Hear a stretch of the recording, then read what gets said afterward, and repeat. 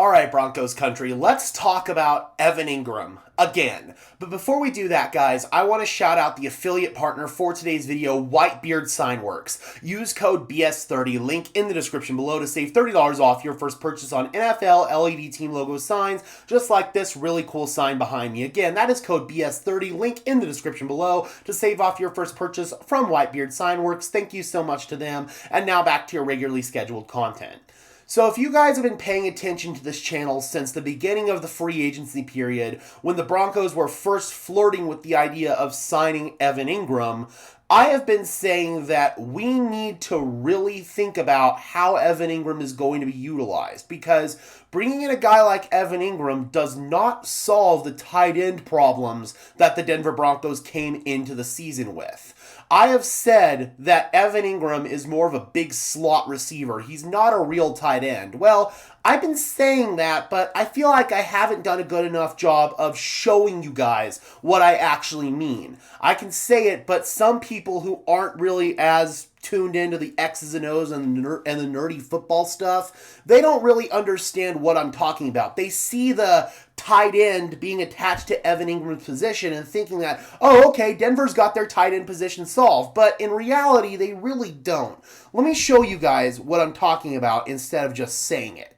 So bringing in this tweet here from Joey Richards, he's basically saying the same thing that I've been saying for the past couple of months. Evan Engram is pretty much the little Jordan Humphrey replacement. He doesn't solve the inline tight end issue, or at least what I've been talking about, what Joey's been talking about when we're saying that they need to improve the tight end position. He further clarifies, I don't want this to be taken as Engram isn't a quality player and somebody who will help the Broncos, because he will definitely help the Broncos. Just in how he'll be utilized, it isn't how it's been described. I want to hammer that point home. We need to be better, because the label of wide receiver and tight end confuses the hell out of people, and so we need better labeling of these terms. That's why, instead of calling Evan Engram a tight end, I want to call him a big slot receiver. Well, let's go ahead and bring in kind of the visual examples here of what I'm talking about. Shout out to Zach Seegers for this, because again, we need to learn some of the basics about where these people are going to line up. Here is a traditional 11 personnel, 2x2 formation, basically. 2 eligible receivers here, 2 eligible receivers here, 1 in the backfield. So you've got your tight end who is lined up at the end of the line with their hand in the dirt in a 3-point stance. This is where Adam Troutman is mostly going to line up.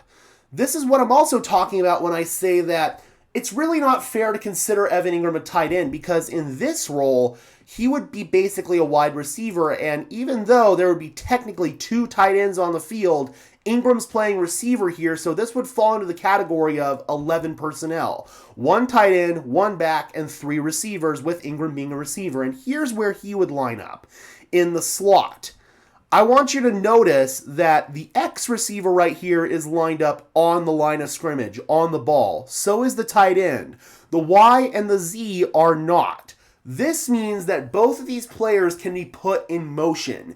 If you're lined up on the line of scrimmage, you can't go in motion unless you reset and somebody else comes onto the ball here. Somebody else lines up with their foot on the line of scrimmage. Otherwise, that is an illegal formation.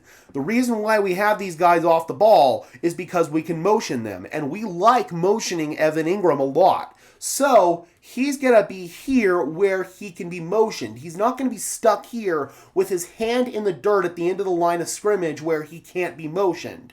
Additionally, you don't want Engram to line up here too often, except for in obvious passing situations, because when he's asked to run block, he's just not good at it. So we want Engram to be in a position where he's not going to be exposed, so Troutman, who is the more competent run blocker, will line up here, especially in obvious rundowns, like first and second down.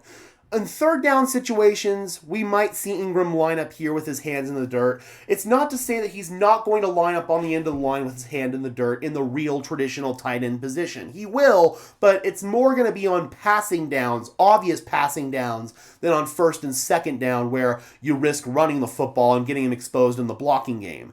Now, let's say that it's a more traditional 12 personnel where you have Engram playing tight end. He's still probably not going to line up here. He's going to line up, again, off the line of scrimmage where he can be motioned, and if he's tighter to the line, you're going to see him, instead of in a three-point stance with his hand in the ground, he's going to be sitting down almost like he were sitting in a chair. That's how you see tight ends line up when they're in the wing like this, and this is where Evan Engram would line up when he's actually playing quote-unquote tight end as opposed to receiver. So, another thing I want to clarify is Evan Engram going to be a joker in this offense? No, he's not. By definition of what a joker is, per Sean Payton, it is a tight end, meaning a guy who lines up here, or a running back, meaning a guy who lines up here with elite receiving skills. Engram is more of a move guy that can be a mismatch nightmare, but he's not a mismatch nightmare at either one of these positions, so by definition, he does not meet the criteria for Sean Payton's joker role. But that's not to say that he won't be a mismatch guy that the Denver Broncos move around, and you'll have more freedom to move him around if he's lined up here or here as opposed to here. So that is really the big thing. That is why I say Evan Engram is not a real tight end. He's more of a move guy, big slot receiver. If we were calling Evan Engram just an athlete, or if we were calling him a receiver, then I wouldn't even feel the need to make this video. But we're calling him a tight end, meaning that fans are expecting him to play right here all the time and do the stuff that the guy who lines up right here would do, when in reality, he's just not that guy. He's too small. He's only 230-something pounds. You can't expect a 230-something pound player to block some of the best edge rushers like Max Crosby, TJ Watt, Myles Garrett. You don't want those guys blocking edge rushers here off the edge. So that's why you want to line them up here, where they can be more of a mismatch receiving threat as opposed to a true inline tight end. Adam Troutman's fine in this role. He's competent. He's not amazing. Like I've said, he's kind of the definition of mid. There's nothing he does extraordinarily well. He does everything at an okay, cromulent, competent level, but at the end of the day, the Broncos still need to upgrade this position, and I'm hoping over the next couple of years they will. They need somebody who can maybe develop into this role. I'm kind of hoping maybe Caleb Lohner will eventually be able to. He's got the size for it at 6'7", 250 pounds, but he still has to learn the position. Engram is just not going to play in this role. He's going to play more in this role. Alright guys, be sure to leave a like on this video as well as subscribe to the channel, and let me know in the comments section below, guys, after seeing these visual aids, does it maybe make a little bit more sense as to what we're talking about here when we say that Evan Engram isn't a real tight end? Drop those comments down below, guys. I would love to hear your thoughts as always. Be sure to leave a like on this video as well as subscribe and ring the bell so these videos appear in your notification feed. I would really appreciate it, guys. Those are both free and easy ways to show your support. It helps tell YouTube's algorithm to push us out, and it helps us get seen by more and more members of Broncos country just like you and me. And until next time, guys, I'm your host, Gage Madrid, saying peace out.